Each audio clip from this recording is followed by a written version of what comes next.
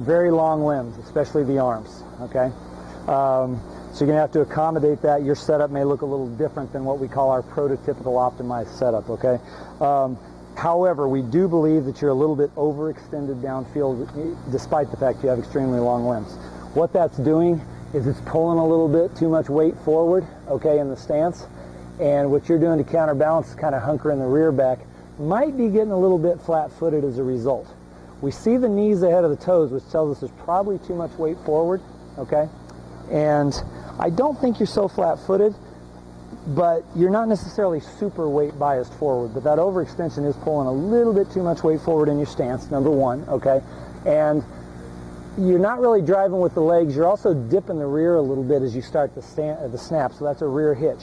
And what's happening there is because your weight is biased forward and you need to accelerate back in the opposite direction, you kind of have to fall backwards to start the motion going where it should, okay?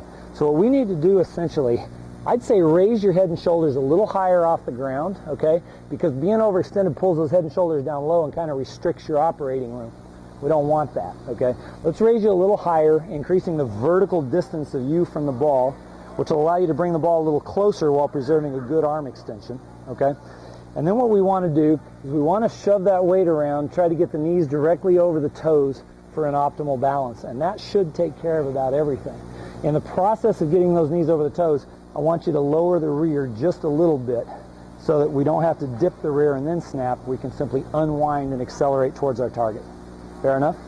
Hop in. We're going to three-step you the first time.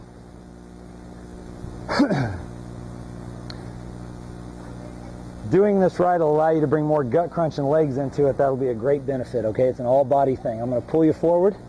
That gets knee bend to 90 or less, straightens the back and extends the arms. I'm going to raise you up, maximizing operating room under your torso. Then I'm going to push you back into the hips towards your target till the knees touch the ground, or the heels touch the ground, knees are over the toes, and in the process increase knee bend slightly in your case, not that much. Okay, is that comfortable? Yeah. Now, as long-limbed as you are, you may have the knees slightly in front of the toes while being balanced. So lift that ball off the ground. You feel balanced? Set it straight down for an optimal arm extension. Give it a good hard throw. That was awesome. How'd it feel? Very solid on the feet. Where'd the ball go? Right back to the gut. And you know what? A perfect setup with perfect balance will lead to a perfect snap because everything goes where it should during the motion. Motion energy travels down the spine through the hips to your target, up from the balls of the feet into the hips. Those energies converge in an arrow point, capturing and combining both the lower body and upper body motion energy, maximizing the power of the snap. Wherever that arrow is directed, that's where the ball is going to go. Let's do that one more time. Without the three-step, I'll just show you what we adjusted. Okay, so you're a little overextended. Okay, the knees were ahead of the toes.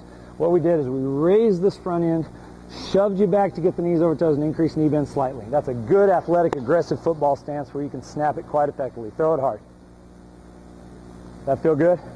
You ought to feel good about that. You might have been a little too weight back that time, so we'll do one more. But one other thing I'll say, don't get in the habit of finishing and standing straight up at the waist. You'll have the highest center of gravity, so you can get whooped. There will be somebody bigger than you someday out there, okay? And also, if you pop up, it's slow, it strains the back, and it also allows that center of gravity of the belly button to roll behind the hips and make you finish on your heels. You finish that snap, hold it, or break it down to be ready for what comes after, whether it's blocking or covering the field, okay? One more time. Brandon, in fact, you need to go out on the hill with Cole and Ryan when you finish here, okay? Let's get you a little bit of work there.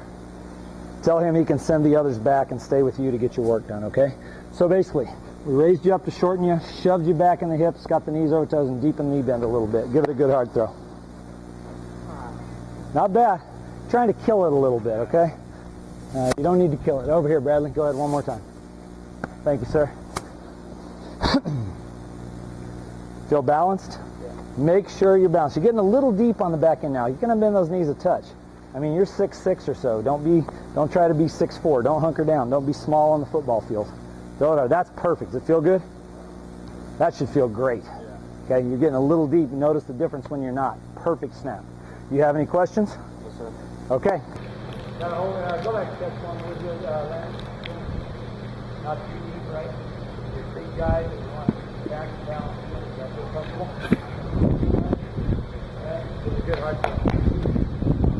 Quick and free. Excellent. How's that feel?